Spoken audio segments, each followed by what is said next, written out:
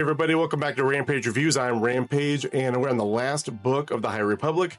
What will the Nihil do? Are they got the upper hand now? What's the Republic going to do? I don't know. Let's dive in.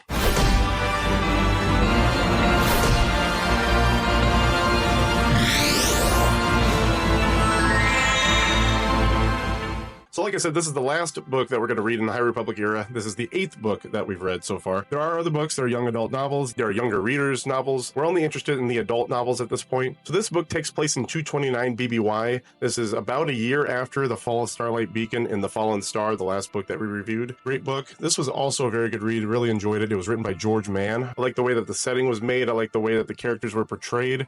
I liked being able to investigate everything that was going on inside each of the characters' heads. So the way this book starts out is Marchion Ro really has a strong upper hand right now because he just destroyed Starlight Beacon in front of the entire galaxy. The Republic is looking kind of weak at this point, and now he's trying to bolster the claim of the Nihil. And he does this by creating this place called the Occlusion Zone, which is something that protects the Nihil clan, and it's this giant web that surrounds Nihil space, and the web is called the Stormwall. If you try to travel through the Stormwall without a path drive, then you will get destroyed, or you might split into pieces, or if you do happen to make it through somehow, then you'll probably just get attacked by scav droids or scavenger droids, which are a lot like the buzz droids from episode 3. There are 3 Jedi that are trapped behind the Stormwall right now. One is Grandmaster Pradre Veeder, which is, I don't believe he's someone that was introduced in the previous books, at least he didn't have a significant role, but he is a Grandmaster of the Council, and the 2 other Jedi are Avar Kriss and Porter Engle, which are 2 characters you will probably remember from the previous books. Porter Engle being my favorite character. Really love him. He's over 2 centuries old. It's so interesting to see how unique and how edgy of a character he is. He embodies the Jedi while also having this like aggressive edge to him, almost kind of like a Qui-Gon Jinn, but much more physically inclined and much more capable with a lightsaber. He is, after all, nicknamed the Blade of Bardata, which I don't know what Bardata is or where it is, but hopefully I find out what it is soon because that sounds kind of cool. Avar Kriss right now is pretty much trying to aid anybody that's within the Occlusion Zone that is being raided by the Nihil or being attacked by the Nihil. Maybe they're low on food, on resources, necessities. She's basically traveling around, not only trying to figure out the inner workings of the Nihil, but also she knows she has to try to acquire a path drive to escape the Occlusion Zone, but also to give to the Republic so they can figure out how the Nihil are able to travel through the hyperlanes that they do. Porter Engle also knows this, and he has also been trying to find this out, but he's also been trying to find out how to send messages to the Republic because they can't send any messages in or out of the Stormwall. So he's basically been scavenging for parts that will allow him to send a message outside of the Stormwall to alert them that what's going on within Nihil space. Unfortunately, Grandmaster Pradre Veeder meets a very unfortunate situation. He is put to death pretty early in the book, and it's by public execution, and Marchion Ro puts it on display and broadcasts it across Nihil space and Republic space, and the executioner just happens to be the Leveler, and he takes him out into the middle of a crowd of Nihil, boys with him for a little bit. The Leveler kind of sits there, doesn't really do much, and he's just allowing him to try to attack, but his mind is so clouded by what the Leveler can do to Force users. He's envisioning these terrible things. He's unable to really think or act in any reasonable way. Eventually, Marchion Ro sets the Leveler loose, and the Leveler does what he does best, which is sucks the life force out of him, leaving him in a dusty husk. This angers the Republic quite a bit. In fact, there is kind of a second in command to Marchion Ro is his Minister of Information, as he calls her. Her name is Ghira Staros. You remember her from a previous book too. She is a former senator of the Republic, but she is a senator turned to the Nihil, and she has interest in allowing the Nihil to be a governing body for the people that are within Nihil space. She wants a seat at the table with the Senate of the Republic.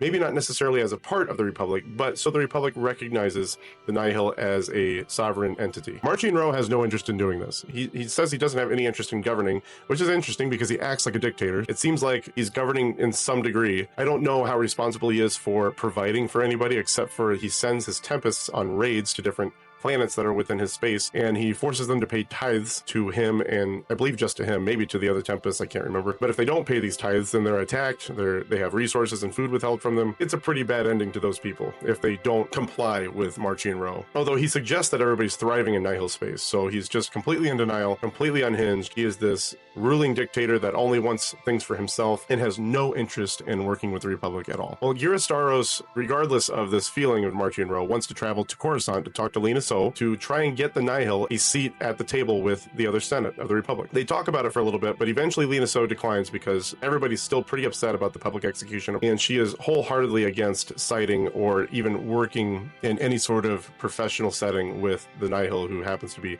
murderers, thieves, and overall traitors of the Republic. So Gira now has to travel back to Marchion Ro with this failed mission. She has failed to try and secure this seat with the Republic. Marchion Ro is just kind of laughing at her at this point. And after Lena So decides to decline her request, she also then decides to set an attack on the Stormwall to try to breach it, to allow Republic forces in to try to take down the Nihil. This fails. It's led by Elzar, as well as Viriaga and Bel Zettifar, other Jedi from previous books. They have been knighted since this point. So this breaching attempt does fail. Several people die in the process. They thought that the wall would be down long enough for them to travel through it. It repaired itself much too quickly, and several ships were destroyed. People were forced to retreat. Not a good look for the Republic. Now Marchion Ro is laughing even harder. But Gira Staros seems to think that this is a leveraging point for the Nihil to come back to the table and say, hey, your attempts aren't working. We should get a seat at the table now. But she never ends up going back to him. Marchion is completely against it. He's completely unhinged. He feels like he has the complete upper hand. Avar Kriss and Porter Engle are secretly trying to procure a path drive to get them out of the occlusion zone. And they are almost able to get one through the help of the reporter Reel from, I believe she was in the Rising Storm, and she's being forced to give these propaganda recordings to Nihil Space and to the Republic. In these recordings, she puts some secret messaging that's in a different frequency to try to send messages to any of the Jedi that are in the occlusion zone to try to see if they can get them to help her and get them to try to make some change within the zone with the knowledge that she has. She also has another defector with her that is willing to help them procure this path drive. She has to travel to Hetzel to meet with Reel, but then eventually they were able to get off-world, and her and Porter Engle, Avar Kriss and Porter Engle, decide to attack the Cacophony, which is one of the Tempest ships, and they have a path drive. They're going to try to attack, board, and see if they can get this path drive, escape, and get it back to the Republic so they can learn more about it. Well, in the meantime, even though they were successfully able to board it, reinforcements showed up way too quickly. One of Porter Engle's nemesi, I don't know, is General Vias, a very trusted leader for Marchion Ro, although he doesn't really trust anybody under him at this point. And she shows up ready to attack. She almost takes down the ship. Porter Engle is able to get a drill ship to put into her ship to stop her from attacking. Avar Kriss has to take her droid and connect it to the path drive because it was damaged, and was able to salvage it and escape the situation, and actually made it out of the occlusion zone. Got back to the Republic with this damaged path drive, which hopefully they can salvage and learn more about it. And now the Republic has been reunited with the hero of Hetzel and is the Republic's move at this point, and we'll see how they match up together in future books. There are some books that are scheduled to be released later in the year and also next year that are following these events in the High Republic, but for now, after this, we will be investigating leading up to Episode 1. Darth Plagueis, that's a book we'll be exploring, as well as books involving Qui-Gon Jinn and Obi-Wan Kenobi. What did I think about the book? It was an awesome book. At first, I thought it went a little bit slow. It was hard to stay engaged with some of the actions of the characters. I felt like things weren't moving, like there wasn't a lot of action going on. It was basically the Republic trying to learn what to do and when to do it and just strategize. But then, or after the request of Gira Staros to try and get a seat at the table for the Nihil, things started to pick up quite a bit from there, because then they attack the Stormwall, and then there's a bunch of action that takes place after that. That really picked it up, and I thought the book read really well after that. Just all the action sequences are really satisfying. You really got to see Avar Kriss's personality jump out in this book. I feel like some of the Jedi leading up to this book, their personality doesn't really jump out. You saw Elzar Mann's personality do that in the last book, but you really didn't see a ton of edginess with most of them. Porter Engle probably is the most edgy Jedi of them all, and he was super cool. Hope to see him in live action or on TV in some way, maybe animated, I don't know. But I really want to learn more about him. Very interesting character. Now, things that I found interesting in this book. There's not a ton of them. I think there was like 10 or 11, something like that. Yeah, you can kind of see. Can you? There we go. Can't even see the post-its. Those post-its right there. That's about how many we had. Not a ton. Maybe 10 or 12, something like that. The Nihil have learned of a pretty interesting tool to try to control the powers of the leveler. And there's something that their scientist named Bulin, he learns this trick to where he's able to slow the effects of the leveler when they're attacking a Jedi. And basically what this allows him to do is manipulate and control how the Jedi is damaged when it's being attacked by the levelers. Instead of the leveler sucking the life force out of the Jedi instantly, he's able to maybe slow down that process, and maybe they only take out a hand, or they take out an arm, or they take out a foot, something like that. How did they learn this tool? This is really interesting to manipulate the powers of the leveler. Want to learn more about that. Do you remember Kara Holt from Knight Errant in a book that we reviewed a little while back? This was someone that was stuck in Sith space when she was attempting to save people from Sith space to bring them back to the Republic. She acted from within to try to save these people. Avar Kriss actually reminds me of her, because now she's kind of doing the same thing with the Nihil space. She's there to try to help people, to try to help bring them back to the Republic out of Nihil space. And although she is trying to escape, just like Kara Holt would try to escape, but then she would go right back in to do the same thing, Avar Kriss doesn't have any intention of going back in until they actually have a plan to take out the Nihil. So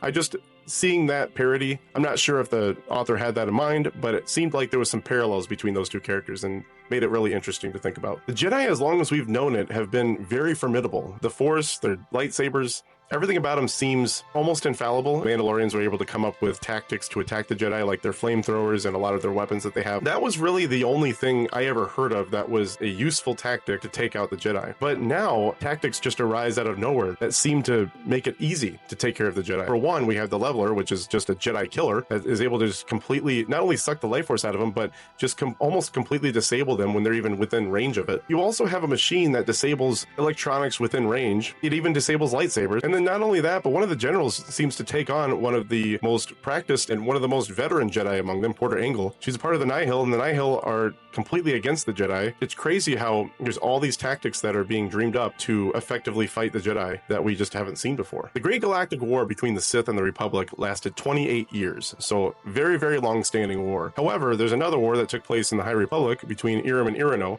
which was in 382 BBY, and it was dubbed the Forever War. But this war only lasted about 5 years. I'm sure those people knew of the Great Galactic War, or maybe they didn't. Maybe it's not canon yet. I can't remember if it was considered canon or not. If it ever is brought back into canon, then seems like an inappropriate name for a 5-year war, when there was a 28-year war involving almost the entire galaxy. Marchion Ro suggests that he doesn't have any interest in ruling over the Nihil, although he does seem to rule like a dictator, given the fact that he's suggesting everything is right within Nihil space, everybody is flourishing, things couldn't be better, he's providing for everybody there. Generally, if you're a government, or even a dictating government, such as what Marchion Ro seems to be, that is in a sense ruling in some sense, or governing. If he has no interest in doing that, why is he presuming to be their leader? Obviously for selfish reasons, but it just seemed like a really interesting thing to read. The scavenger droids in this book are definitely a throwback to the buzz droids in episode 3 because they act almost exactly like the buzz droids did. They are described as climbing all over the ships, they tear into the siding of the ships, they try to break into the ship, disable anything they can to try to stop any functioning of the ship. I don't know if the author was just trying to mimic the buzz droids or if it was a throwback, like a calling back to them. Maybe they just had nothing else they could think of, but it just seemed like the identical twin of the buzz droid. And maybe it's what the buzz droid became. I don't know. Maybe. One of the other things the Jedi do in this book is they try to investigate how they can attack and fight against the Leveler, the Jedi killer. And one person they turn to, his name is Aslan. He is a former Jedi, but he turned to the dark side. I don't believe he has malicious intent with the Jedi. I think he turned to the dark side for selfish reasons,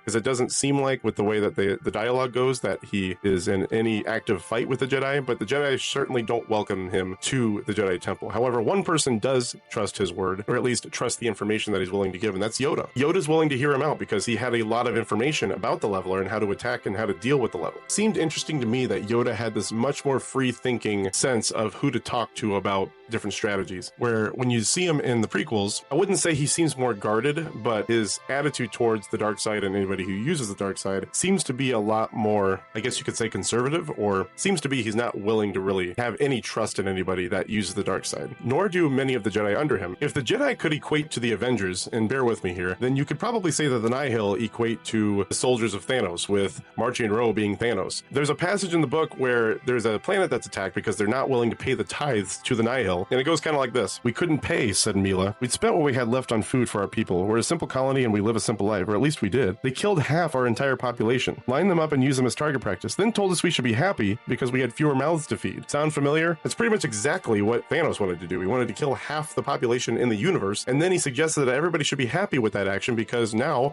the universe has twice as many resources to enjoy among them. Definitely a maniacal way of thinking, and it aligns very much with our old favorite Marvel villain. One of the people that Avar Kriss aligns to in this book is a transporter that was working for the Nihil before. He doesn't really side with the Nihil, he's just working for them temporarily to transport different goods with them. And he just happens to be an Ugnaught, which is the one race that we saw in The Mandalorian, which was Kuil. You'll remember they always end almost everything with "I have spoken." And they continue with this same dialogue in this book. Interesting to see that race of people come back. I didn't think Kuil was particularly interesting in any way. I mean, kind of, I guess. Like a nomad. They weren't exciting in terms of any kind of fighting skill, but they had knowledge of the lay of the land. I was kind of like, they're basically a rural local. They just knew how to guide you across wherever you were. You'll notice that the Stormwall is a very complex piece of technology that the Nihil have, and they have people working on it that were able to stump the Republic for quite a while. The Republic weren't able to figure out anything that would have any effect on the Stormwall to try to breach it or get anybody out of it. They had the one attempt, but it failed miserably. Since the Nihil are this ragtag bunch of people that only want to raid, kill, and murder and